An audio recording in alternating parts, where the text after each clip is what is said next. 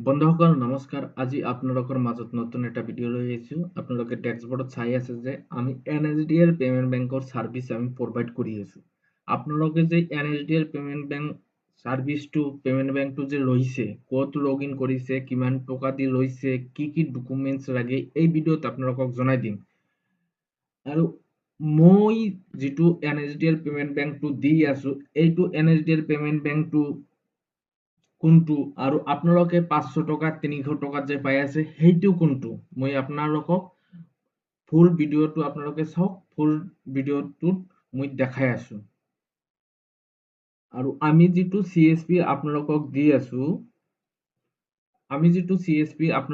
আছোঁ, এই CSটো first party হয় না থাৰ্ড পাৰ্টি, এই NSDL পেমেণ্ট বেংক যিহঁতে ID লৈছে সিহঁতৰ কনফিউজন হৈ আছে যে আমি কোনটো সাইডত একচুয়ালি কোনটো সঁচা কোনটো মিছা, ফাৰ্ষ্ট পাৰ্টি কোনটো, সিহঁতে কনফিউজ হৈ আছে।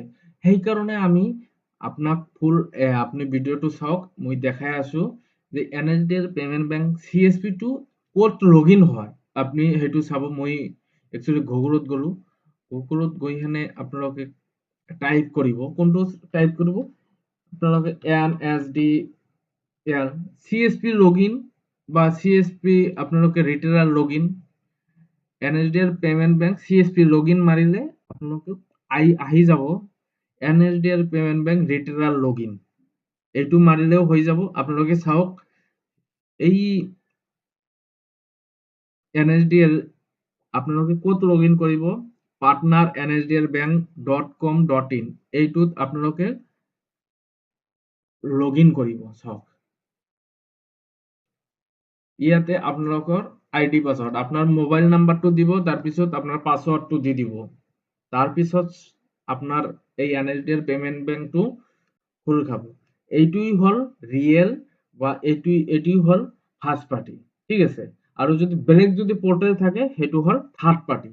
এতিয়া আপোনাক কেনেকৈ ফাৰ্ষ্ট পাৰ্টি থাৰ্ড পাৰ্টি আপনি বুজি পাব, তেনেহলে আপনি কি কৰি আছে, ফৰগেটত যাব, গম পাইছে না। আপনি ফৰগেটত যাব, আপনাৰ ফৰগেটত যদি মোবাইল নাম্বাৰটো আপনাৰ যদি হেৰি হয়, এইটোত আপনি মোবাইল নাম্বাৰটো মাৰিব।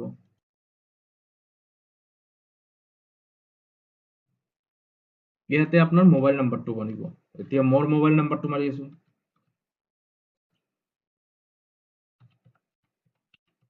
ইয়াতে আপুনি ফৰগেটত গৈ কিনে ৰেজিষ্টাৰ মোবাইল নাম্বাৰটো মাৰিব। সেন যদি OTP হয় আপনার সঁচাই আপনার সেইটো ID ফার্স্ট পার্টি ID হয়, ঠিক আছে। এই OTP যে আপনার সেন্ড হয়ে গেল, এটা ফার্স্ট পার্টি ID হয়, ঠিক আছে। আৰু আপনাৰ যদি OTP সেন্ড নহয়, বেলেগ এটা পোৰ্টালত আপনি লগ ইন কৰি আছে, সেইটো থাৰ্ড পাৰ্টি ID হয়, ঠিক আছে। আৰু লগ ইন কৰি দেখাই আছো আপোনাক।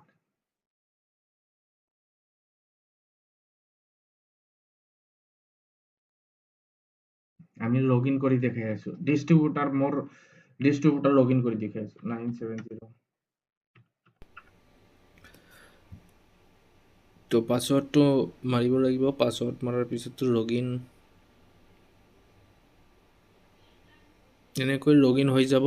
আৰু OTP যাব আপোনাৰ ৰেজিষ্টাৰ মোবাইল নম্বৰত। এই OTPটো দিয়াৰ পিছত আপোনাৰ আইডিটো খোল খাব।